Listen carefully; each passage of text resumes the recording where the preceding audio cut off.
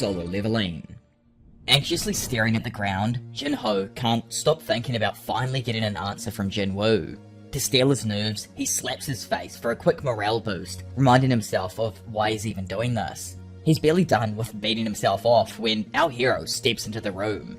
As Jinwoo approaches, Jinho points out his tattered clothes, prompting Jinwoo to explain that he actually came straight from a dungeon. Amazed that Jinwoo is still training in dungeons, Jinho silently admits how incredible his boss is. Out loud, however, he launches into a rapid narration of everything that's happened since they last parted ways. Jinwoo only picks up on one part though, Go Manhuang showing up and spilling secrets about the Red Gate. Obviously, I probably got that dude's name wrong, but I'm just gonna call him Mr. Go for most of the time. Apparently, Mr. Go even told Jinho about Jinwoo rescuing the White Tiger Guild hunters. Jinwoo wonders why the man would share such information, but moves on to clarify something else. They claim that the Yujin Guild can't function without him. An overzealous Jinho immediately yells will have full decision-making power if he joins the guild, hastily adding that he doesn't want Jinwoo to feel pressured. Hearing this, Jin begins stuttering his response out, leaving Jinho on the edge of his seat, hanging on every word that he's saying.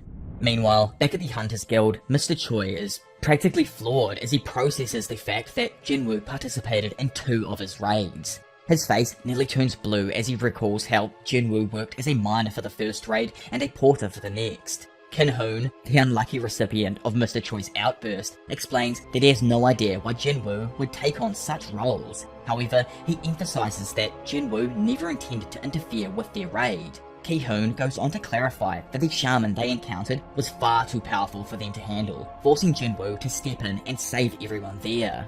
What really frustrates Mr. Choi though isn't that Jinwoo intervened, it's that the Hunters Guild is now indebted to Jinwoo, just like the White Tiger Guild is. As he broods over this, a frown settles on his face. He can't ignore the fact that Jinwoo can summon multiple beasts, move as swiftly as an assassin-type hunter, and even turn dead monsters into soldiers. What drives him insane is the mystery surrounding Jinwoo's full capabilities, because no one even knows the extent of his powers.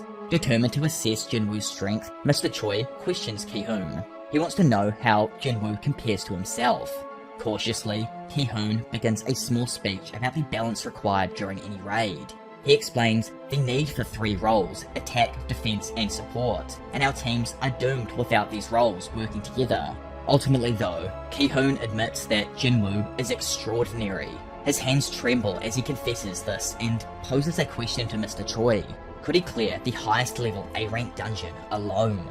Hearing this, Mr. Choi's initial glare could kill, but after a moment, he acknowledges the truth.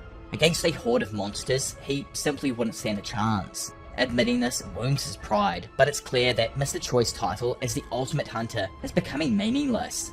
Before he can sulk some more, Ki-hoon urges him to do whatever it takes to recruit Jinwoo, and with a heavy heart, Mr. Choi promises to try. The next day, paparazzi swarm the rank evaluation building, their cameras at the ready. They're here for a special guest, Lee Min-sung, the TV star. Min-sung, sitting inside his car, smirks, gloating over the massive turnout. His media director hands him tomorrow's headline, which reads, Lee Min-sung, the star with superhuman powers. Though Min-sung finds it kinda cheesy, he secretly loves the headline. Suddenly, 2 vehicles screech to a halt in front of the building, grabbing the paparazzi's attention. Out step Park Hyun-ho and Choi Jong-in, 2 high-profile guild masters. The reporters immediately recognize them and begin snapping photos of them as they walk forwards. Mr. Park, puzzled by the commotion, mutters to himself. At the same time, it's as if the reporters even heard him, because one of them asks if he's here to recruit Lee Min-sung. Having actually no idea who Min-sung even is, Mr. Park bluntly announces that he's not here for the TV star. Mr. Choi then addresses the press directly, revealing that Min-sung has already joined with the Fame Guild. He then reiterates that they're here for someone else. With their curiosity deflated, the reporters all start shuffling off, visibly disappointed. Seizing the moment, Mr. Park mocks the Hunters Guild for their struggle the previous day. Mr. Choi quickly claps back though, reminding him that the White Tiger Guild lost an A-rank rookie. The jab hits a nerve with Mr. Park, and after spinning it around, he retorts that both guilds are now indebted to Jinwoo. Mr. Choi doesn't argue, and even admits that without Jinwoo, all his Tier 2 hunters probably would have died. That, he says, is why he also needs to recruit Jinwoo. It's the ethical thing to do here. In response, Mr. Bark points out that his guild also suffered casualties and emphasises their need for more S-rank hunters to strengthen their forces. Mr. Choi, hearing this and knowing that he also wants freaking Jinwoo, challenges him, asking if he's trying to start a war. The argument escalates until someone calls out both of their names. Turns out it's Lee Tae-yu, the Fiend Guild's guildmaster and an S-rank hunter. With a smirk, he asks if the two are bickering over Lee Min-sung, but both guildmasters immediately shout that they could not care less about Min-sung. Confused, Tae-yu watches the scene unfold, while poor Min-sung convinces himself that the guildmasters are actually fighting over him. His driver interrupts to inform him that everything is now ready for his interview. Smiling confidently, Min-sung steps out of the car into the blinding flashes of the camera. Meanwhile, in the lurking background, Sung Jin-woo observes the crowd, wondering why so many people are gathered at the association. Our hero becomes anxious as he considers the possibility that the press might already know about what happened in the dungeon. However, he quickly brushes the thought aside when he realizes that none of the reporters recognize him. The immediate problem for him though is actually getting through everyone here to the association building, so he decides to push his way through the crowd. By the time he reaches the front, a guard steps in his way, asking if he actually works for the association. The guard glances towards the reporters and firmly tells Jinwoo that he can't just waltz right past them. Jinwoo tries to explain that he has an appointment, but the guard remains adamant. Meanwhile, Lee Min-sung spots Jinwoo and silently hopes that the guards will throw him out, only for the chairman, Go Gun-hee, to arrive and directly contradict him. Both the guard and Min-sung are stunned to see the chairman personally intervene. Without wasting a moment, the chairman reminds Min-sung that he granted permission for the TV star press conference to be held outside the association. Min-sung, visibly shaken, offers no argument as Mr. Gun-hee then escorts Jinwoo into the building, leaving the onlookers to whisper among themselves, speculating about Jinwoo's true identity. Unsurprisingly, Min-sung is furious about sharing the spotlight with some random-ass dude in his eyes. He tries to mask his irritation, but orders the guards to find out who Jinwoo is and what his connection to the chairman might be. The TV star then heads inside, but immediately runs into another roadblock, Mr. Woo, a hunter stationed at the entrance to the evaluation room. Mr. Woo explains to him that another hunter's re-evaluation is currently underway and that no one else will be permitted entry until it concludes at 11 o'clock. This news obviously does not sit well for Min-sung. He glances at his phone and realizes it's only 10:30, deducing that Jinwoo must be the hunter undergoing an evaluation. 30 minutes feels like an eternity to Min-sung, who's been shouting at Mr. Woo, reminding him that the reporters outside have gathered specifically for his 11 o'clock press conference. He even name drops the chairman, hoping to leverage some connection, but when this tactic fails, Min-sung lowers his guard and attempts to appeal to Mr. Woo's sense of celebrity, emphasizing that he is the famous Lee Min-sung. None of this sways Mr. Woo though, who simply repeats that Min-sung can enter at 11. Frustrated, Min-sung reports the threat, bragging that his father is the vice president of Eugene Construction, a company that provides substantial financial support to the association. He even goes as far as suggesting that Mr. Woo should show him proper respect in front of the reporters. However, this last remark backfires spectacularly. Mr. Woo, visibly irritated, removes his glasses and glares at Min-sung with such intensity that the TV star practically shrinks into himself. For added effect, Mr. Woo calmly asks if Min-sung is truly prepared to face the consequences of his actions. Overwhelmed by the hunter's intimidating presence, Min-sung backs down, visibly shaken. Meanwhile, inside of the building, Chairman Go Gun-hee and Jinwoo walk side by side, eventually encountering Bark and Choi standing off to the side. The chairman points out that the two guildmasters have been waiting for over an hour now. He goes on to explain to Jinwoo that it has been 2 years since the last S-rank hunter appeared, making his presence a monumental event.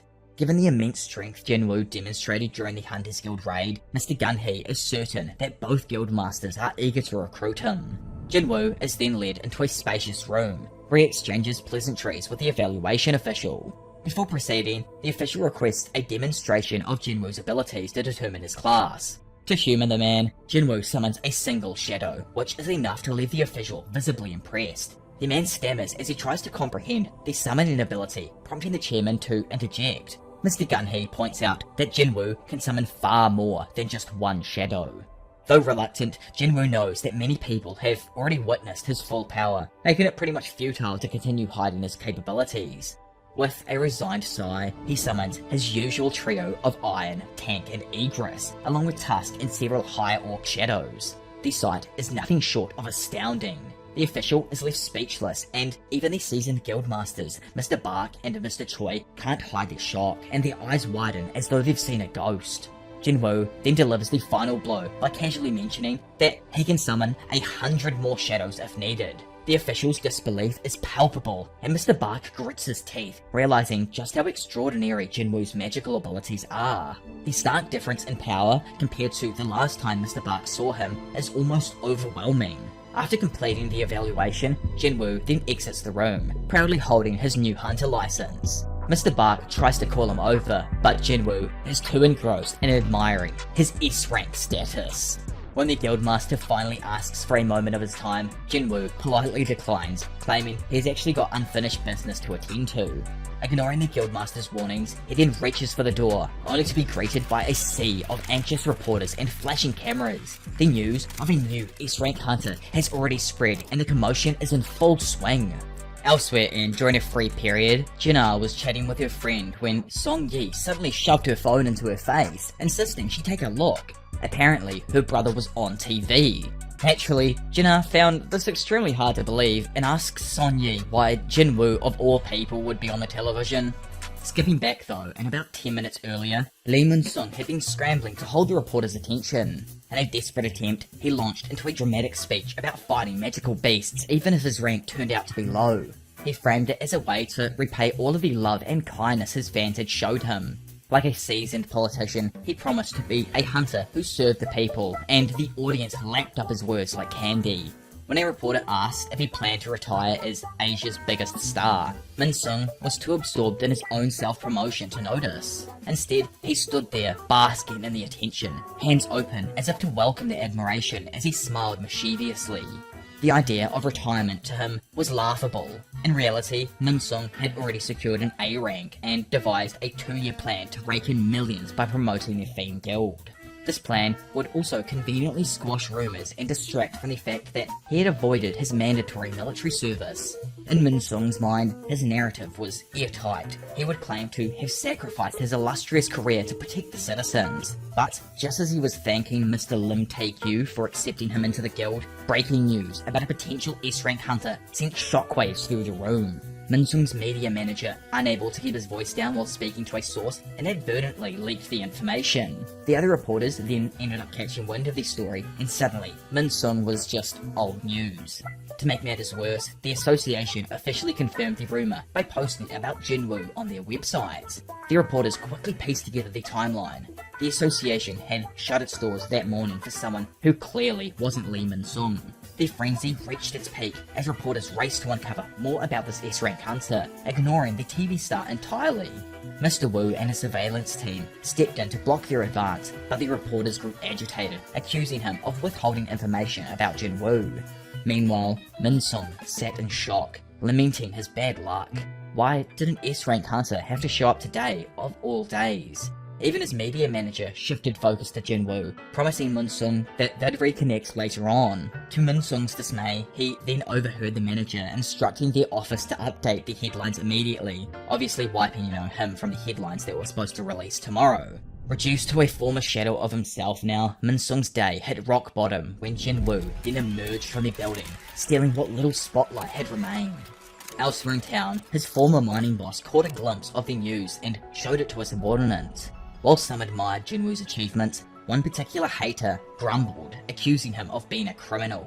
This skeptic leaned closer to scrutinize the broadcast, but the reporter's words made it clear Jinwoo was South Korea's 10th S-rank hunter. Hearing this, the hater's bravado crumbled as he trembled like a fish out of water. The news spread like wildfire, reaching restaurants, dojos, and even Jinho's father. The report categorized Jinwoo as a mage-type hunter, but Mr. Yu Myung-han was more interested in whether his son had succeeded in recruiting him or not. Jinho, bowing his head in shame, confessed that he had indeed failed. Instead, Jinwoo had revealed plans to form his own guild and invited Jinho to be the vice guildmaster. This revelation surprised Mr. Myung-han, but he merely smiled and asked if Jinho knew why he wanted to create the Yujin Guild in the first place. Jinho guessed it was because the hunting business was lucrative, but his father clarified that money was never the motive. With enough wealth to last multiple lifetimes, Mr. Wang Han had no interest in petty profits. He explained that the guild was meant to protect the family. As hunters grew stronger, some even surpassed national military powers. These individuals, known as national-level hunters, were the most formidable beings on the entire planet. Mr. Wang Han believed neither the government nor the legal system could shield them from such forces. His plan was to build a guild of trustworthy and dependable hunters who could safeguard the family. Smiling, he told Jinho that he had already found such a hunter in Jinwoo. With that, Mr. Wang Han offered Jinho the opportunity to take charge of a Yujin guild. Hearing this, Jinho's face lit up, but the moment was short-lived as he enthusiastically declined, announcing that he would rather take the Vice Guildmaster position in Jinwoo's guild. Back at the association building now, Jinwoo struggled to comprehend why the reporters' attention was on him instead of Lee Min-sung. They bombarded him with questions about how he felt and incessantly demanded he smile for the cameras. Mr. Wu, noticing his discomfort, tapped Jinwoo on the shoulder and offered to get him out of the situation, warning that the attention would drain him. Before he could finish though, Jinwoo vanished, slipping behind the crowd with incredible speed. The reporters and onlookers were left in stunned silence, their mouths agape. Mr. Choi noted Jinwoo's impressive athleticism, despite being categorized as a mage, while Mr. Bark was even more surprised by his natural speed, revealing that he hadn't actually been able to see him move at all. Back in the past, Mr. Bark had previously estimated Jinwoo's strength, but now his scale was completely shattered. Forced to acknowledge Jinwoo's immense power, the Guildmaster struggled to understand how Jinwoo had grown so strong so quickly. He briefly considered attributing it to Jinwoo's reawakening, but dismissed the thought, instead entering the idea that Jinwoo might be one of those rare hunters capable of continually leveling up. With our MC's face plastered on every screen, it was inevitable that Mr. Huang would eventually learn of him. From his hospital bed, he reacted with surprise upon seeing that Jinwoo was somehow still alive. The association, meanwhile, had connections to an auction house, prompting Jinwoo to take the Orb of Avarice there for appraisal.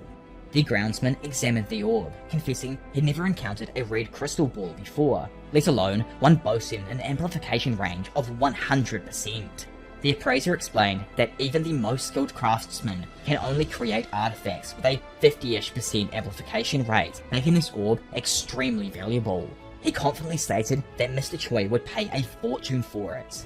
When the appraiser asked where Jinwoo had obtained such an artifact, Jinwoo replied that he found it in a dungeon, a claim the appraiser found dubious as artifacts of this caliber weren't just lying around. The appraiser offered to auction the orb at a premium price, but Jinwoo merely promised to consider the idea for him. His immediate concern was obtaining tools to protect himself from flames in obviously the Demon Castle. When Jinwoo inquired about fire-resistant tools, the appraiser assured him they were easy as to find. However, Jinwoo pointed out how he couldn't actually locate any online, prompting the appraiser to explain that such artifacts were too expensive to list publicly. Fire magic, he added, was the most common type of attack magic, and Jinwoo's mind hearing this immediately went to individuals like Mr. Song, Choi Jong-in, Tusk, and his shadow mages. Jinwoo's thoughts, though, were then interrupted when the auctioneer guided him to a room filled with gear, all secured behind glass. Jinwoo questioned the effectiveness of a thin sheet of glass as a security measure, noting the lack of other precautions. The auctioneer, though, confidently explained that the glass was magic imbued and could withstand a full A-rank attack. He jokingly challenged Jinwoo to try and break it, promising the artifacts as a reward if he succeeded. Without hesitation, Jinwoo began channeling his strength, visibly startling the auctioneer with his sheer power radiating from him. Panicking, the man stopped Jinwoo mid-action, confessing that he was just totally joking. He revealed that breaking the glass would summon the Hunters Guild due to a security agreement. Obviously hearing this, Jinwoo backed off, but the auctioneer couldn't fathom why a mage-type hunter would exude such physical strength. Jinwoo then inquired about daggers, and the auctioneer handed him over to the weapons specialist. As the specialist attended to Jinwoo, the auctioneer noticed a crack in the supposedly unbreakable glass. He broke into a sweat, realizing Jinwoo had caused it without even touching the freaking glass. Meanwhile, Jinwoo examined a dagger, priced at 30 million won. Analyzing it, he determined it was a B-rank weapon, weaker than his Night Killer and roughly equivalent to Kasaka's Fang. To prove his point, he pulled out a random weapon he had purchased from the shop and asked the specialist to approve it. The specialist admired the craftsmanship and valued the weapon at over 100 million, leaving Jinwoo visibly shocked. He had acquired it for just 2.8 million gold, which reminded him just how much stronger his shop's weapons were compared to the overpriced gear on the real-world market. Concluding that the Orb of Avarice was too valuable to even sell, he decided to eventually keep it. Elsewhere in front of the White Tiger Guild, Mr. Park Hyun-ho sat with his fingers interlocked, deep in thought. He couldn't comprehend how a hunter could continuously level up. Thanks to his enlightened state, which allowed him to gauge others' skill levels accurately, he was certain Jinwoo had been far weaker when they met at the Red Gate. Now, however, things had clearly changed. Mr. Bark admitted to himself that it was foolish to think someone as strong as Jinwoo would join an existing guild when he was powerful enough to simply form his own. He concluded that Jinwoo would always remain at the top if he continued to grow even stronger. Though Mr. Bark was ready to abandon the idea of recruiting him, his subordinates, including Mr. Ahn, were more optimistic about it. They decided to give it one last shot, even if it meant waiting outside Jinwoo's apartment building. When they arrived, they found the area swarming with reporters. Mr. R, seeing this, cursed, realizing that they're going to have to camp out. Inside, Jinna peeked out of the window to survey the chaos below, and quickly sat back down after the reporters spotted her and began taking photos. She informed Jinwoo about the crowd outside, and although he wanted to confront them, she adamantly opposed the idea. She reminded him of his existing haters and argued that he shouldn't make things worse. Jinwoo didn't really understand her concern, believing he hadn't done anything wrong here. Jinna reminded him of how he'd actually blown up the reporters earlier, not answering their questions, but reassured him that the situation wasn't bothering her at all. Their conversation, though, was interrupted by a loud knock at the door. Frustrated, Jinwoo went to give the intruder a piece of his mind, only to find Jinho standing there, crying. With tears in his eyes, Jinho reveals that his father had kicked him out. Jinwoo initially assumed Jinho owned his own place, but seeing this, it became clear to him that the house had been in his father's name all along. Jinho begged to stay with Jinwoo, but Bro was less than thrilled to have him here. When Jinna joined in on the conversation, curious about who her brother was talking to, Jinwoo denied knowing who the random man at the door was and just shut the door in his face. Undeterred though, Jinho banged on the door, pleading just to be let in. Meanwhile, at the Yo household, Jinho's parents discussed him. Mrs. Yo scolded her husband for being far too harsh, but Mr. Mwang-han argued that he hadn't been harsh enough. He believed Jinho should have forged his own path instead of working under someone else. Mid-sentence, Mwang-han suddenly felt discomfort though, and mentioned experiencing double vision. Moments later, he clutched his chest and fell to his knees as the discomfort began to escalate. Back at good old Bro's residence, Jinwoo pushed the door to his sister's room, checking on her while she was still sleeping. A nagging fear lingered in his mind. What if someone tried to target her to get to him? Acting on this concern, he summoned all of Tusk's guards. Instantly, 3 high orcs appeared before him, their hulking forms ready for action. Jinwoo frowned though. By his recollection, Tusk had 4 guards. Where was the last one? He asked about the missing guard, only to remember the unfortunate creature had been destroyed by slamming it into the ceiling, rendering it completely unsuitable for shadow extraction. Setting that thought aside though for now, Jinwoo dismissed 2 of the guards, sending them back into the shadows. To the remaining general, he assigned a crucial task, protecting Jinna. Without hesitation, the Shadow Orc merged seamlessly with Jinna's shadow. Laying there, she didn't stir, completely unaware of the silent protector now bound to her. Stepping outside, Jinwoo gazed down at his neighborhood. Security here wasn't really that sufficient, so he decided to bolster it up himself. He summoned some of his shadow foot soldiers, ordering them to patrol the area and stay out all night. Satisfied that his troops could handle anything short of a high-ranking hunter, Jinwoo felt a rare sense of peace flow over him. This, he thought, was his small way of contributing to his community's safety. At daybreak, Jinwoo climbed into a car with Jinho. He wondered if his companion had gotten any rest, but Jinho cheerfully revealed that he'd spent the night at a motel with excellent facilities. Jinwoo, mildly impressed by this, suggested he stay there until they secured an office space for the new guild. Truthfully, Jinwoo hadn't expected Jinho to fully abandon his father's guild, and now that he had, Jinwoo could find no fault with the decision.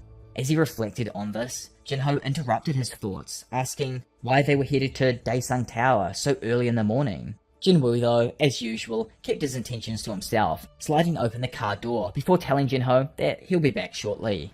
Moments later, Jinwoo accessed the Demon's Castle dungeon, preparing himself for the dangers that lay ahead. Things were bound to be exponentially more difficult from this point forward. Anticipating this, he'd come equipped with a wind robe and a nameless ring imbued with water magic. This robe, in particular, would shield him from combustive flames. Draping it over his shoulder, Jinwoo then received an unexpected notification: a new quest. Initially surprised, Jinwoo quickly realized that this quest was different. The task was to defeat the Demon Lord, Baran, on the top floor and retrieve his soul. If successful, he would be rewarded with a runestone, 30 extra stat points, and an undisclosed prize. Seeing this, Jin knows that the rewards are clearly superior to those of the last time he visited the place. Jinwoo was particularly intrigued by the runestone, which could grant him a job-specific skill once broken, just as he had acquired Shadow Extraction, Shadow Preservation, and Monarch's Domain in the past. Excited by the prospect of a new skill, Jinwoo turned his attention to the system's new announcement. Floors 1 through 76 were already accessible. When prompted to choose, he naturally selected the 76th floor. A reddish portal then enveloped him, and in the blink of an eye, he arrived there. The sight that greeted him was nothing short of monstrous. Demons of various sizes loomed before him, some as large as 6-story buildings. Thankfully, Jinwoo had already equipped Tusk with the Orb of Avarice. Activating his size-enhancing ability, Tusk grew to match the towering demons in stature. Without hesitation, he unleashed the orb's power, summoning a massive fire spell. The explosion obliterated 4 demons at once, reducing the surrounding area to ash. Jinwoo shielded himself with the wind robe, marveling at Tusk's impressive prowess. Even though his strength had decreased since becoming a shadow soldier, Tusk remained formidable. Impressed by the mastery of the orb, Jinwoo decided to leave it in Tusk's care for the foreseeable future. By now, Jinwoo himself had reached level 81, with numerous improvements to his stats. Meanwhile, back in the real world, Mr. Wang Han stirred from his sleep. Groggily, he asked his doctor how long he had been unconscious. The answer, 2 days. Dismissing his collapse as exhaustion, he inquired about his health. Instead of a direct response though, the doctor posed a curious question. Had Mr. Wang Han been in close contact with a hunter or an awakened being? Confused, Mr. Wang Han pressed for an explanation. The doctor began to elaborate, mentioning a condition known as eternal slumber, and patients afflicted with this ailment can never regain consciousness. While their bodies remained alive, their life force was steadily drained, requiring a mana-powered life support device to sustain them. The disease had first appeared after the event of the initial gates, claiming countless lives, especially among those who couldn't afford the life support. Still perplexed, Mr. Wang Han asked what this had to do with hunters. The doctor explained that mana was deeply intertwined with eternal slumber. Some individuals were naturally intolerant to mana, and prolonged exposure triggered the disease's symptoms. This meant essence stones, mana crystals, and even hunters themselves could serve as potential triggers. The sudden onset of Mr. Wang Han's symptoms indicate that he had encountered such a trigger recently. When asked if there was a hunter in the Yu family, Mr. Wang Han fell silent. Jinho's face immediately came into his mind. As he pondered this revelation, he couldn't help but reflect on how integral mana had become in modern society, and how those who were intolerant to it were effectively doomed. A sad smile crossed his face as he acknowledged his fate. He, a man of great accomplishments in life, was now a victim of natural selection. It's a crazy thing to chuck in a script, I don't know, natural selection, don't go searching that one up. Yet he refused to accept defeat, convincing himself that the battle wasn't over. At the same time, on an island off the coast of Japan, a mutated ant landed on the shore. 2 low-ranking hunters strolled through the streets of their island in Japan, taking in the peaceful atmosphere that came with living in such a remote place. One of them, Mr. Nogawa, is well known among the townsfolk. An elderly man stopped to thank him for keeping the neighborhood safe, but Nogawa mostly brushed aside the compliment. The hunter beside him was a newcomer to the island. Recognizing this, Mr. Nogawa smiled and pleaded with the old man to extend a warm welcome to his new colleague. After exchanging a few pleasantries, the two excused themselves and continued their patrol. As they walked, Nogawa shared some wisdom with the rookie. Never skip the morning round, he said firmly, and make an effort to connect with the townspeople. If a gate ever opens on this island, we need to know about it as soon as possible, otherwise the entire island could be wiped out. He went on to explain the critical role of the mana meter. Once they identified a gate, the next step would be to call for reinforcements. Unfortunately, help would take almost 3 days to arrive, a delay that often proves disastrous. To put it bluntly, Nogawa added with a weary smile that this island's luck is just plain terrible. As he continues lecturing this newcomer, something in the distance caught his eye. It was slowly moving towards them. Squinting, they both realised what it was. A winged ant. Meanwhile, back in the demon's castle dungeon, the floor was littered with the corpses of countless monsters. Jinwoo's intelligence stats had grown significantly, and it showed in the carnage around him. Yet, he couldn't help but feel frustrated. These demons couldn't be extracted, which means he couldn't add them to his shadow army. If he could have done so, he thought that his forces would have become unstoppable. Determined to maximize his efficiency, Jinwoo makes an executive decision. He splits his forces into 6 groups. Tusk leads the first team, Igris the second team, Iron the third, Tank the fourth, and the remaining 2 teams were commanded by High Orcs. He gave each group 2 tasks: to hunt down and defeat every demon in sight, and report back as soon as they found the entry permit to the next floor. With their orders clear, the teams dispersed. Left alone now, Jinwoo realised he would have to forego collecting other items on this floor to focus entirely on reaching the higher levels. Soon after, his interface lit up with a flood of notifications. He had gained 1,500 experience points, all thanks to his shadow soldiers. As long as they aren't destroyed here, he wouldn't need to expend any mana himself. Still, for their sake, Jinwoo downed another mana potion to ensure he could support them if needed. Days passed as his troops annihilated the demons.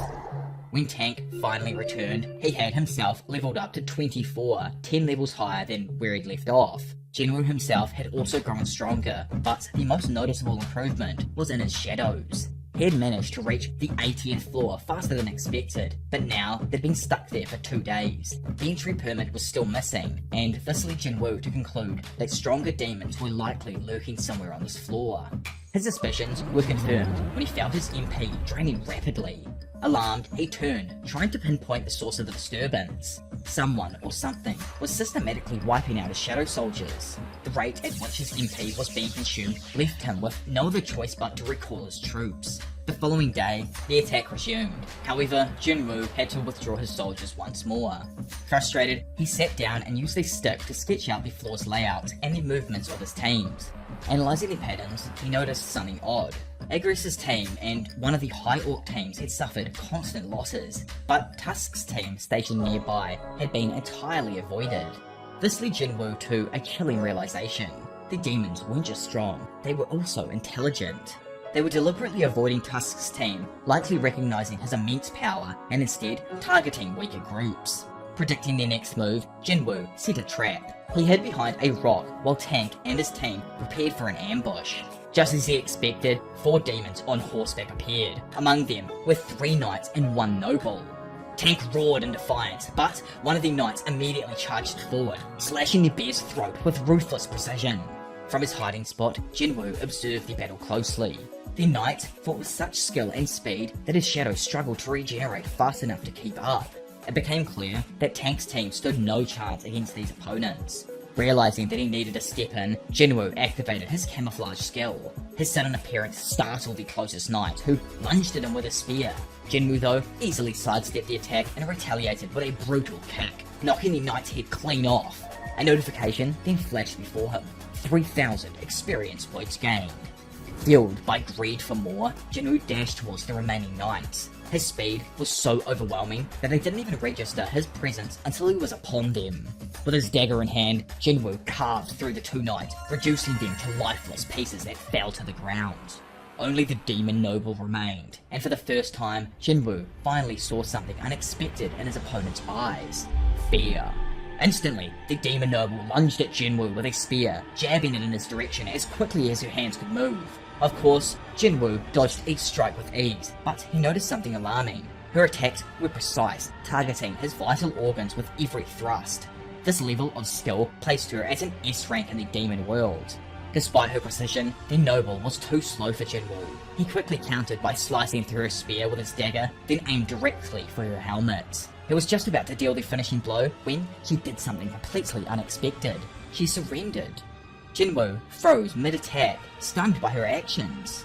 He couldn't shake the feeling that he'd encountered far too many demons who could speak the language of humans. Her voice hinted at her identity, and he suspected she was actually a woman. To confirm this theory, he removed her helmet, revealing that he was indeed correct. The demon noble then immediately began pleading for her life. Tank and his team, still recovering from the battle, were visibly furious. Jinwoo turned to the noble and questioned her audacity. How could she seek forgiveness after destroying his soldiers? The demon noble, standing her ground, claimed it was her duty as a guardian of the floor to protect the demons from intruders like him. Her words left Jinwoo conflicted. Could he really justify sparing her after killing everyone else? The noble argued that her knights would have been happy to die for her sake, as it was actually their duty. Looking at her, Jinwoo could only see her as selfish. There was still something about her human-like appearance that made him hesitate to strike her down, but the moment he looked away, she saw an opportunity to attack. The demon noble lunged at him again, attempting to stab him in the back. She might have even exceeded, but Tusk activated his hymn of protection just in time to block the attack. Enraged, Jinwoo turned to face her, only for the noble to drop to the ground in panic. She buried her head between her legs, apologizing profusely and promising to do whatever he wanted if he spared her life. Jinwoo couldn't help but wonder if she was shameless, but then he remembered his primary goal, obtaining the entry permit. He then asked her directly if she could help him get one. To add pressure, Tusk used a levitation skill on her to lift her up into the air. Suspended in midair now, the demon noble shouted that her clan had a permit locked away and that she could take Jinwoo to it. Finally, the mystery of the missing permit was solved for Jinwoo. She even offered to guide him to the locations of all of the other permits. Jinwoo found the offer extremely tempting, but remained cautious, still wondering if he could trust her. To test her sincerity, he leaned in close and stared straight into her eyes. Staring back, her face turned bright red like a stop sign. Without breaking eye contact, Jinwoo unleashed his bloodlust skill, enveloping her in an overwhelming aura of intimidation. The effect was immediate. She broke into a sweat, stammering as she swore she wasn't lying. Jinwoo leaned in even closer, pushing her to the edge. The noble swore on her life that she was telling the truth. Satisfied, Jinwoo turned away and told her to lead him to the permits. He promised to leave quietly if she then kept her word. The noble, who ends up introducing herself as Isol, or Isol, correct me down below if I get it wrong, thanked him profusely for sparing her life. As they walked, Jinwoo suddenly stopped and asked her about her people's origins. Back in the real world, chaos was beginning to unfold on a secluded island in Japan. The mutated ant had already claimed several lives. One of its victims was being devoured, while a horrified man watched helplessly. The ant then turned its attention towards the man, opening its massive jaws before feasting on him as well. After finishing, the mutant spread its wings and flew to another part of the island, leaving a trail of death in its wake. Back in the dungeon, Isol introduced herself as the eldest daughter of the Radaru clan. She began explaining her clan's history, but Jinwoo interrupted her. He had a more pressing question. Did she ever hear a voice in her head telling her to kill humans? Isol's face registered shock. She admitted she often heard voices, but they didn't instruct her to ever harm humans. Instead, they commanded her to protect the area she occupied. This revelation intrigued Jinwoo. He realized that monsters seem to exist for different purposes. Magical beasts, for example, live to solely kill humans, while the demons in this dungeon seem to exist to solely protect it.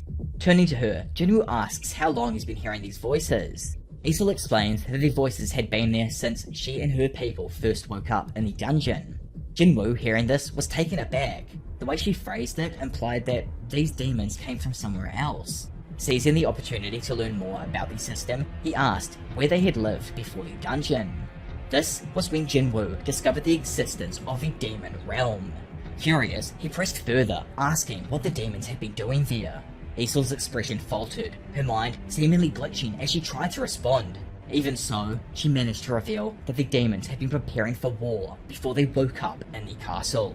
Still stuck in her trance-like state, Isol is asked what kind of war the demons are preparing for. She reveals that they are gearing up to face a powerful enemy, one so formidable that it would require the united strength of the entire demon race. Jinwoo remains silent, observing her closely, as she suddenly quips that she has said far more than she's allowed.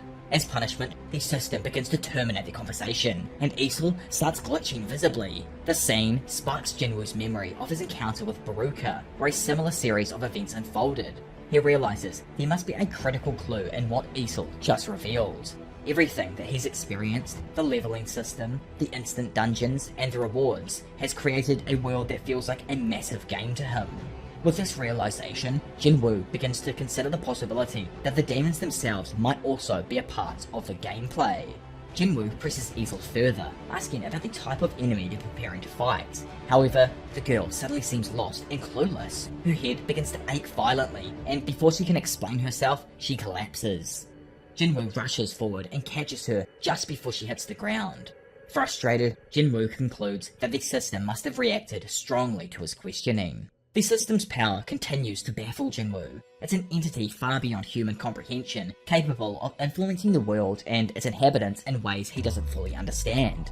With this in mind, he begins to suspect that the enemies the demons are preparing to fight may hold answers to the mysteries surrounding the system itself. Meanwhile, in the real world, chaos has completely erupted on a secluded Japanese island. The mutated ant has reached a large population center, tearing through both weapons and their wielders with ruthless efficiency. One of the knights refers to it as a magical beast and calls the others to launch an all-out attack on it. However, another knight hesitates, insisting that this creature isn't an ordinary beast. Before he can finish his sentence though, the ant swiftly beheads him. As the carnage unfolds, it becomes clear that the mutant ant is operating with strategy. It starts by targeting and eliminating weaker E-rank hunters, systematically decreasing the island's defenses. Once the number of fighters has dwindled, it goes after the healers to ensure that no one can now recover. Observing this, a knight realizes the creature can assess its disadvantages and act accordingly. He begins to wonder if the beast possesses intelligence itself. Amidst the destruction, the mutant ant is caught on a black box camera from a burning vehicle. This footage is then later sent to South Korea's Hunter Association for review. During a presentation, Mr. Wu explains that the mutant was eventually defeated, but only after causing substantial devastation. According to the report, the mutant infiltrated their side of the border after wreaking havoc on the Japanese island. Fortunately, it was brought down within a day thanks to an emergency dispatch of hunters. However, the victory came at a cost. 6 hunters were killed during the battle.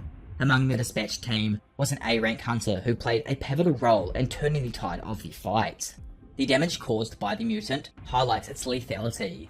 With 294 casualties and 184 hunters dispatched to stop it, the situation underscores that really only A-rank hunters or higher can handle such creatures. The mutant's ability to sense danger made it particularly difficult to corner, as it constantly found ways to escape. As the officials then murmur amongst themselves, Mr. Wu praises the Japanese hunter network's efficiency. He raises an unsettling question. What might happen if the mutant had successfully reached the mainland of Korea? Chairman Go Gun-hee speaks up, pointing out a sobering fact. The mutant flew over 150 kilometers to an island near Jeju, demonstrating its ability to travel extremely long distances. If it had possibly altered its course, it could have easily reached Korean territories like Wando or Jindo County. The chairman, annoyed, expresses concern about the lack of manpower to defend every Korean island, given that low-ranking hunters would stand no chance against such beasts. Lost in thought, the chairman considers which countries might come to South Korea's aid in such a scenario. China and Russia are dismissed due to their vast territories requiring protection. The United States briefly crosses his mind, but he recalls their refusal to help during the first S-rank gate incident. As the meeting concludes, Chairman Go Gun-hee begins to leave when Mr. Wu approaches him with a whisper. He reveals that someone has already secretly contacted the association. Intrigued, the chairman listens as Mr. Wu discloses the contact, Hwang Dong-so of the Scavenger Guild. Apparently, Hwang wishes to participate in the upcoming Jeju Island raid. Chairman Go Gun-hee is visibly surprised, but quickly deduces Hwang's ulterior motive, Jin Woo. Mr. Wu as well confirms the suspicion and explains that he has already submitted a request to deny Hwang entry into South Korea, citing the conflict between him and Park Hyun-ho during the Red Gate incident. However, that's not the only surprise. Another hunter has reached out to the association, leaving the chairman once again stunned. This time, the individual in question is Andre Thomas, a renowned national-level hunter covered in some dope-ass tattoos. Back inside the demon castle, Isol finally regains consciousness. Jinwoo, while she was knocked out, had propped her head up on a small piece of cloth, but her first question upon waking up is when she fell asleep. Jinwoo calmly reveals that not all demons are friendly towards one another. He gestures towards a heap of monster corpses, explaining that they all tried to kill her. Isol, however, seems more concerned about Jinwoo saving her than the danger she was in. She thanks him before clarifying that the demons without intelligence do not recognize the intelligent ones as their kin. Changing the subject, Jinwoo asks how long it will take to reach the location of the entry permit. Isol leads him down a narrow path, eventually bringing him to her family's castle. Upon arrival, she questions the guard about her father's whereabouts and orders him to show Jinwoo some respect due to him being her special guest.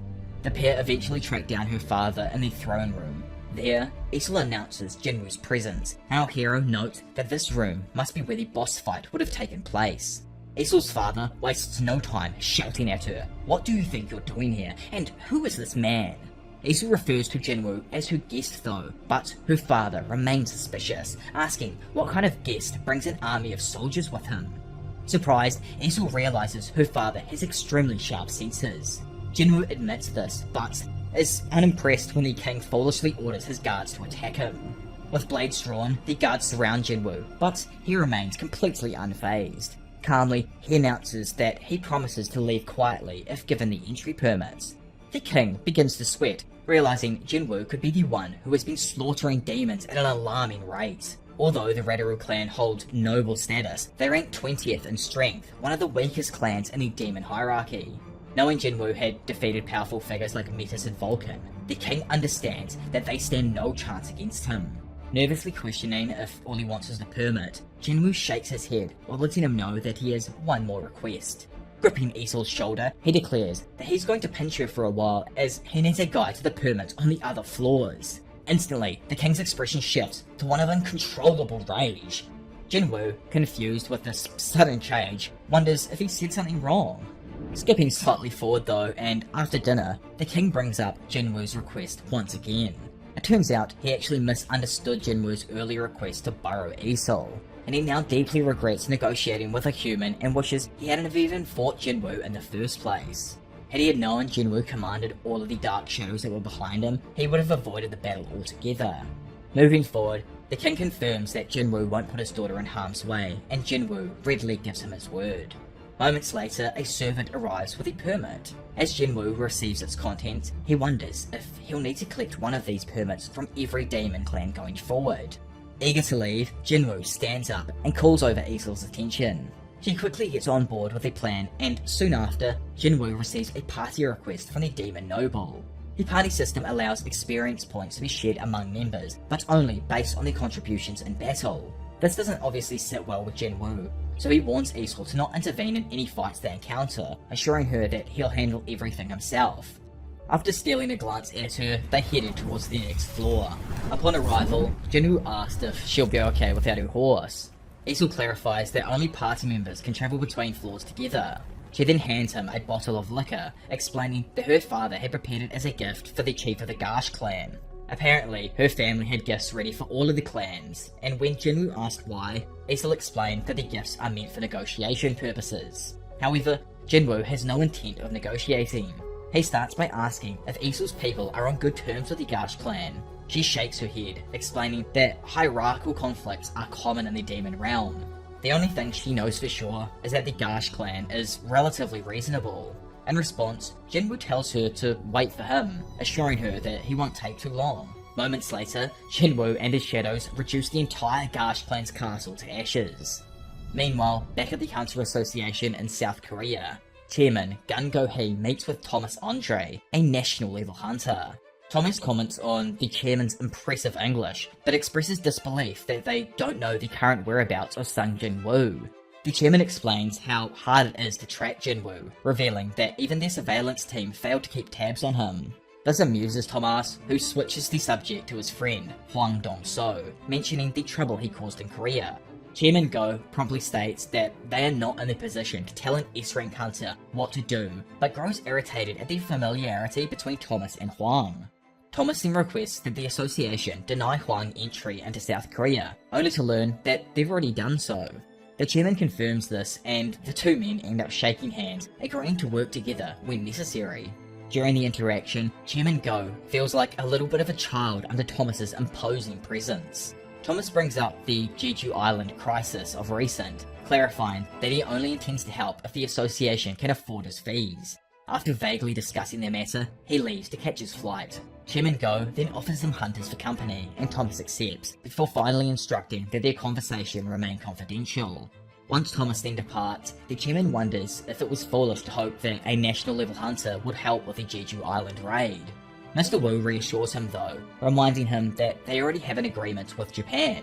Apparently though, one of Japan's top hunters is coming to visit the country later this day. As for Jin Woo, he's still pretty damn busy raising demon clans and their castles to the ground, amassing thousands of experience points in the process. He has so far managed to reach level 87, and marvels at how much more experience he gains from fighting higher level opponents. Adding to his progress, Igris and Tank have both reached their max levels, and request to advance to the next. Jinwoo obviously accepts, and the Shadow Soldiers ascend into the air, spinning as they transform. Igris is promoted from Knight to Elite Knight, while Tank advances from Elite Shadow Beast to Knight. The system prompts Jinwoo to name Tank, but he opts to keep the original name here. The new Igris then emerges, radiating its immense power, and Jinwoo, seeing this, admits that the being is now on par with an S-rank hunter. Tank 2 becomes a formidable force, compared to at least a top tier A rank. As Jinwoo admires his newly advanced soldiers, Isol interrupts. He tells her to stop calling him Sir, but she struggles to comply. Instead, she asks if he remembers how many clans he's destroyed. After some thought, Jinwoo counts 9. Taking this in, Isol explains that top nobles govern each floor, starting from the 90th. These nobles are even stronger than high-ranking ones, so she even suggests negotiating with them for permits. Jinwoo, though, counters that Isol's people would have never negotiated with him in the first place if he were weaker, leaving her speechless. He then promises to make her clan the #1 clan, despite the many hierarchical disputes among demon nobles. When he mistakenly calls her clan Radish, she corrects him with, "It's Radaru," and asks why he's favouring her clan. With a straight face, Jinwoo replies that he's taken a liking to her. This leaves Isol flustered, her cheeks flush red as she stares at the ground. In truth, Jinwoo simply finds her reminiscent of Jinho, which makes him wonder if he's actually the type to get along with dorks. True to Isol's earlier warnings though, the challenges Jinwoo faced grew significantly tougher starting from the 90th floor. The monsters were not only more numerous, but also ranked much higher than those he had encountered on the lower floors. The relentless battles greatly drained his mana, primarily because his shadows were constantly being destroyed and then regenerated during combats. It's fair to say though, that his progress through the 90th floor wasn't due to just luck. Now standing on the 97th floor, Jinwoo has managed to rise to level 90. Using his 2 trusty daggers, he makes quick work of the monsters before him. By the time they're defeated, Isol is left in awe of his own strength. She can't help but ask if all humans are as powerful as he is. Jinwoo, though, responds honestly, saying that there may be 1 or 2 others like him. At that moment, Go-Gun-Hee and Chae Ha-in come into mind, as he considers them to be on a tier above the other S ranks. Jinwoo even believes that Ha-in surpasses Choi Jong-in, often regarded as Korea's strongest hunter. Moreover, Jinwoo feels that he himself might have already surpassed Go-Gun-Hee's level. Suddenly, Jinwoo turns to Isol and tells her to head back down, promising that he'll handle the rest here on his own. His words leave Isol visibly upset, and she asks if she's no longer of use to him. Amused, Jinwoo simply thanks her for everything she has done so far. However, Isol takes a moment to think, before suddenly shouting that she's coming with him. She insists on witnessing what he's capable of achieving, and Jinwoo, slightly amused with this, decides to let her join. Together, they then step through the portal to the 98th floor. Meanwhile, at the Ichion International Airport, Mr. Goto Ryuji and his interpreter arrive from Tokyo. As they step off the plane, Goto notices the bustling commotion around the airport. He even senses the presence of a powerful individual nearby. His interpreter, curious, asks if the person could be stronger than he is. Goto doesn't answer though, instead mulling over the idea that someone that strong would have no reason to be at an airport. At that moment, a representative from South Korea's Hunter Association arrives to greet them. Apologizing for the delay, the representative explains that a national-level hunter is currently visiting South Korea for personal business, urging Goto not to worry. As they then proceed, Goto quietly wonders if the American hunter's visit is somehow related to recent events. Soon after, Goto finds himself sitting across from Chairman Go Gun-hee. The chairman takes a moment to appraise the Japanese hunter, acknowledging him as the only hunter in Asia capable of standing toe-to-toe with Liu Zhigang. Japan currently boasts 21 S-rank hunters, 11 of whom belong to Goto's Blade Guild. Unlike South Korea, where multiple guilds compete for dominance, Japan's Blade Guild reigns supreme, making it the second largest guild in Asia, second only to one in China. The meeting then finally begins with Goto's interpreter, Hanekawa, introducing herself and quickly relaying her master's words. Goto stresses the urgency of addressing the Jeju Island crisis following the catastrophic events. Promising Japan's full support there, Goto proposes forming a united strike squad composing of top-ranking hunters from both countries. When the chairman seeks clarification, Goto confirms that they are aiming to form an alliance to eliminate the mutated ants. The chairman, though, expresses concern over the dangers of such a mission, only for Goto to assure him that they've devised a strategy suitable for an S-rank gate. Hanekawa then hands over detailed files containing the findings on the mutated ants. According to their research, the ants, despite their formidable strength, have critical weaknesses, a short lifespan of just 1 year. Goto suggests targeting the ant queen, reasoning that once she is killed, the entire colony will perish within a year. While the chairman acknowledges the plan's logic, he points out the challenge of getting close to the queen. Goto counters by explaining that they've studied past battles and discovered that the ants occasionally leave their tunnels during large-scale confrontations. He proposes using a team of S-rank hunters, including himself, to draw out the ants' forces, creating an opportunity for South Korea's hunters to infiltrate the tunnels and eliminate the queen. The chairman, impressed but skeptical, asks why Goto is willing to mobilize so many of his guild's strongest hunters. Internally, Goto reflects on his ambition to achieve national-level status by using the Jeju Island raid as a stepping stone. He views the raid as an opportunity to elevate Japan's prestige while minimizing personal risks. Outwardly, however, he maintains a composed demeanor, emphasizing the mutual benefits of cooperation. In deep thought himself, the chairman considers South Korea's limited resources. With only 8 S-rank hunters, 6 including himself and Min Byung-gyu, the odds seem daunting. Flipping through the strategy report he was just given, he recalls Jinwoo's incredible feats, particularly his solo clearance of an A-rank gate. The chairman concludes that, with Jinwoo's help, the Jeju Island raid might actually succeed. Meanwhile, Jinwoo has already reached level 93 by the time he and Isol arrive at the 100th floor. The air is bitterly cold compared to the lower levels, and the desolate landscape feels eerily silent. Suddenly, a massive flying beast descends from the sky, landing on a crumbling building nearby. Seated atop the creature is none other than Baran, the Demon King. One look at Baran and Jinwoo immediately senses the overwhelming power emanating from him. Doubt creeps in as he wonders if he has what it takes to defeat such a formidable foe. Baron's thirst for blood sends shivers down Isol's spine, leaving her frozen in place. She stares at the Demon King in disbelief, as this is her first time ever laying eyes on him. Jinwoo steals a glance at her and notices her trembling, an unmistakable reaction to the overwhelming power radiating from Baran. Shifting his focus, Jinwoo studies the beast that carries the Demon King into battle. It's a wyvern named Kaiselin, and he predicts that its ability to fly will make this fight far more challenging. As if to prove his point, the wyvern then takes to the skies once again, forcing Jinwoo to wonder if it's possible to extract its shadow since it isn't a demon. However, he doesn't really have the luxury of time here to dwell on such thoughts because Baran summons his dark army.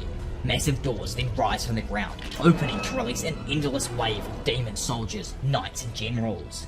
The army pours out in an overwhelming number, forming in a semicircle around Jinwoo. He quickly assesses the situation. The knights and generals appear to be A-rank at the very least, and with more than 100 of them alongside thousands of lesser soldiers, the sheer size of the army is staggering. But Jinwoo's only concern is whether the battle has officially begun. Isol, overwhelmed by the sight, asks what they're supposed to do. Jinwoo doesn't respond, remaining still as the monsters draw closer. Panicking, Isol screams his name, but he continues to wait in silence. As soon as the monsters enter its range, Jinwoo activates his Monarch's domain, instantly boosting the stats of his Shadow Soldiers by 50%. Without hesitation, he commands his shadows to rise. From beneath the ground, Shadow Soldiers emerge, their swords piercing through the enemy ranks in unison, impaling demons by the dozen. Isol can only gape in astonishment at the spectacle. Among the chaos, some larger demons attempt to attack Jinwoo directly, but his generals quickly intervene. Tank roars ferociously, slamming into one of the demons with bone-crushing force. Iron charges in, severing another demon's leg clean off at the knee. Meanwhile, Icarus skillfully carves an X across the chest of a third monster before leaping back to safety. The strategic maneuver then gives Tusk the opening he needs. Tusk begins chanting his hymn of blazing fire, empowering the spell with the Orb of Avarice. Moments later, an inferno erupts, consuming hundreds of enemies in a single devastating strike. The sheer scale of destruction leaves Isol utterly speechless. While she continues to marvel at Jinwoo's immense power, she becomes increasingly worried. To her, it's clear that Baran now sees Jinwoo as a serious threat that must be eliminated. This realization plunges her into a moral dilemma, torn between her allegiances as a demon and her bond with Jinwoo.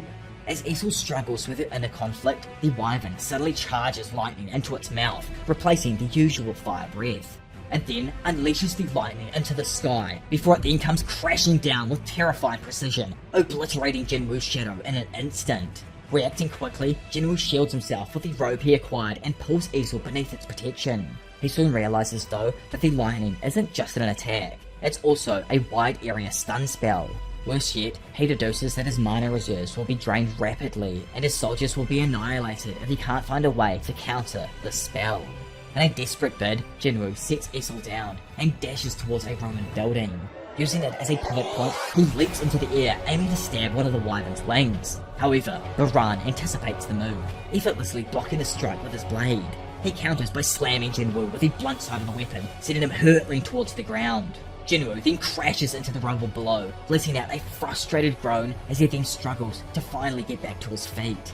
Before he can recover, Baran prepares another lightning attack and launches it directly at him.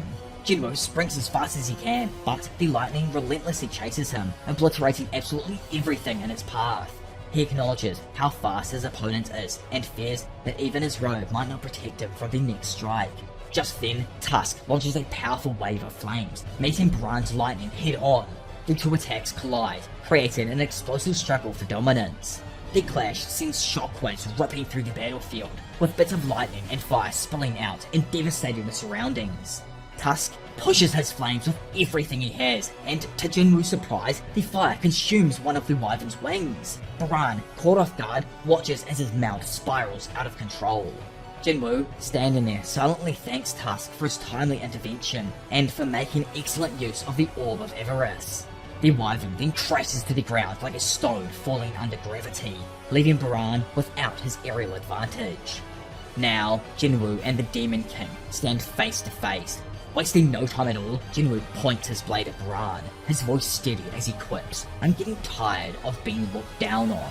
The two warriors lock eyes, and with no further words to exchange, Baran steps forward. Both then ready themselves for the battle that will determine everything.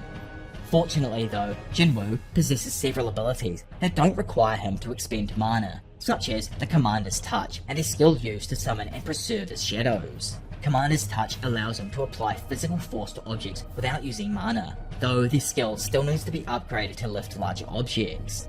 As for summoning his shadows, he doesn't need mana to call them forth, but suffers from the consequences if they're destroyed. Each shadow draws on Jinwoo's mana to regenerate, and once his reserves are depleted, they'll retreat back into his shadow reserve. Considering this, Jinwoo begins to wonder if Baran has a bottomless well of mana. His soldiers keep returning and there's no visible sign of Baran's mana depleting.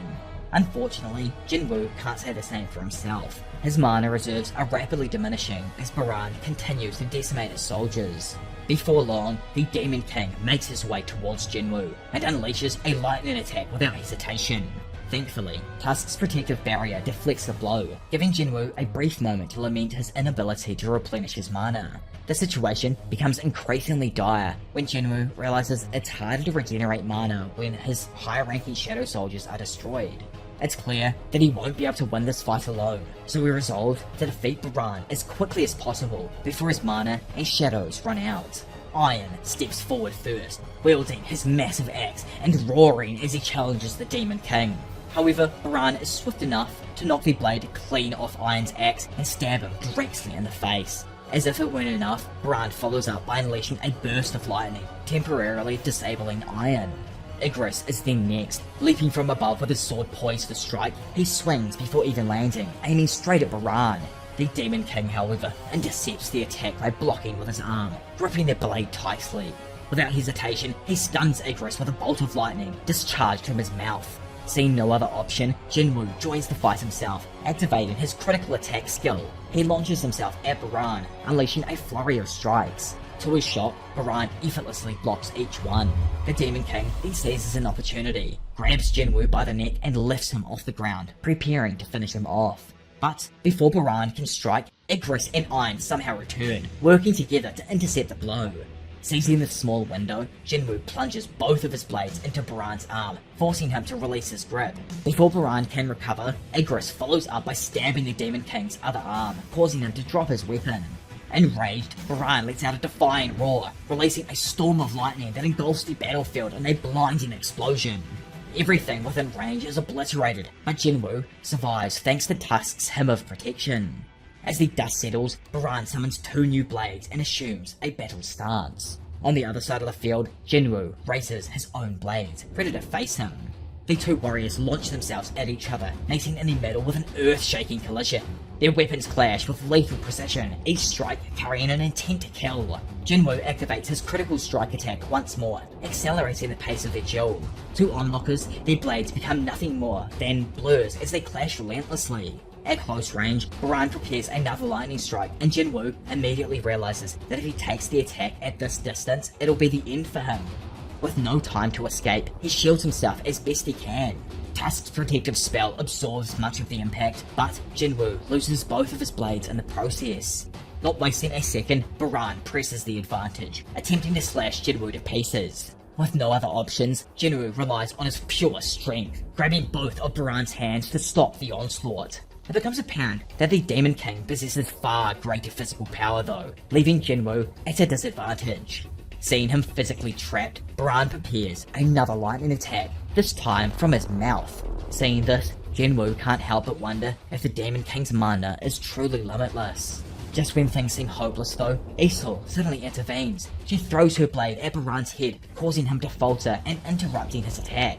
Baran turns his attention to her, visibly enraged and uncertain about what to do with her betrayal. This distraction though gives Jinwoo the opportunity he needs. Drawing on his intelligence stats and using Commander's Touch, he exerts incredible force and rips both of Baran's arms clean off. Jinwoo, now filled with fury, prepares to end the battle. The murderous glare he then shoots at Baran is enough to convey the intentions he has. With unrelenting force, Jinwoo delivers a devastating uppercut that carries enough power to decimate the Demon King. Baran's lifeless body then collapses to the ground, and Isol screams Jinwoo's name in disbelief. Moments later, a notification appears, declaring the Demon King's defeat. Instantly after, 2 more notifications follow, informing Jinwoo that he has obtained Baran's soul and successfully completed the quest. Isol sprints towards Jinwoo, who is now seated on the ground, struggling to catch his breath. As she reaches him, he tells her to inform her father that the Radish clan is now the #1 clan. Isol responds with a weary smile, correcting him that it's Radaru, not Radish. Which, I don't know how he's getting Radish, maybe it's a translation or something, maybe like, I don't know. Someone let me know down the comment section below. As Jinwoo's infantry gathers the Essence Stones, a series of notifications pop up, informing him of his spoils from defeating the Demon King. Among the items, he has obtained Baran's ring, long sword, 2 daggers, horns, and finally, his purified blood. Without hesitation, Jinwoo equips the ring, activating its effect alongside his necklace and earring. As the set effect takes hold, his focus shifts entirely to Baran's purified blood. The system explains that while the blood has been purified, traces of poisonous substances may still linger. To neutralize any remaining toxins, Jinwoo must combine the blood with 2 additional items, the fragment of the world tree and the spring water from the Forest of Echoes. Acting swiftly, Jinwoo retrieves the required materials from his inventory, prompting Isol to ask if he's alright. Obviously, bro doesn't respond, instead giving his system the go-ahead to prepare the holy water of life. To his dismay though, the system reveals that the success of the process depends on his intelligence stats. A countdown from 10 begins, and Jinwoo starts to panic, silently berating himself for not focusing more on his intelligence stats during his level ups. Before his anxiety can spiral though, Isol reassures him with a cheerful smile, telling him he has nothing to worry about. True to her words, the countdown ends and the potion is successfully crafted. A wave of relief washes over Jinwoo, and he grins from ear to ear, clenching his fist in triumph. It's then that he realizes the spring water from the Forest of Echoes has been completely depleted, though the fragment of the World Tree and Baran's blood were only partially used. He brushes this aside for now, choosing instead to admire the holy water of life, a potion with extraordinary magical properties capable of curing any illness. However, the system notes that for maximum effect, the potion must be consumed entirely. Obviously, Jinwoo can't help but worry whether this potion will cure his mother's condition, but his eagerness to find out overrides his doubts. At that moment, Iron then drags over the wyvern's corpse as though it was sensing Jinwoo's thoughts. Seeing this, Jinwoo praises Iron with an approving attaboy before resurrecting the wyvern as a shadow soldier, which is freaking dope as. Isol, clearly shocked by this, watches the transformation in awe. The system then prompts Jinwoo to name his new soldier, but he stumbles over his words multiple times, unable to decide what he wants. Eventually, he settles on the name Kaisel, and the wyvern soars into the sky as a newly reborn creature. Excitedly, Isol suggests that they ride Kaisel's back to return to her clan quickly. However, Jinwoo is more concerned with leaving the dungeon as soon as possible. While Isol chatters about the banquet her clan will hold in their honor, Jinwoo anxiously waits to see what his rewards are. At last, the first reward appears, a top-tier runestone containing the Shadow Exchange skill. Alongside it, he gains 30 extra stat points, earning him the prestigious title of Demon Slayer. Obviously, watch my full Demon Slayer story if you guys haven't already, but either way, examining the current rune in his hand, Jinwoo watches as it cracks open, granting him the lowest level of the Shadow Exchange skill. The system explains that this ability will allow him to swap places with any of his Shadow soldiers. However, this skill comes with a 3-hour cooldown, which can be reduced through upgrades. Thrilled by these implications, Jinwoo declares aloud that he can now essentially teleport anywhere. Turning to Isol, he informs her that she'll have to return to her clan without him. When she brings up the banquet again, Jinwoo points out that her clan's territory is simply too far away. With that, he then bids her farewell, activating the Shadow Exchange skill. In an instant, he swaps places with one of the shadows he had stationed on patrol. The shadow that he swapped with materializes before Isol, leaving her visibly confused as the two just stare at each other. Meanwhile, Jinwoo reappears in his neighborhood, pleased to confirm that his skill worked perfectly. Without wasting any time, he summons Kaisel and climbs onto his back. Together, they then take to the skies, soaring over the city towards the hospital. Elsewhere, Mr. Wu and Chairman Go-Gun-Hee are burning the midnight oil, discussing strategies to deal with the mutated ant crisis. Mr. Wu presents the chairman with satellite footage sent from Japan, explaining that this specific satellite has the ability to detect mana. The video confirms Goto Ryuji's report. The ants are leaving their tunnels, leaving their queens behind. Gun-Hee observes that the ants seem to evolve with each new generation, their appearance visibly changing. Based on their estimated lifespan, he deduces that each new generation likely lasts no more than a year. Gun-Hee expresses concern about the ants returning to their queen if they sense danger. In response, Mr. Wu explains that they plan to use jamming signals to disrupt the ants' communication, which relies on special waves. If these signals are disrupted, the ants will become disorientated.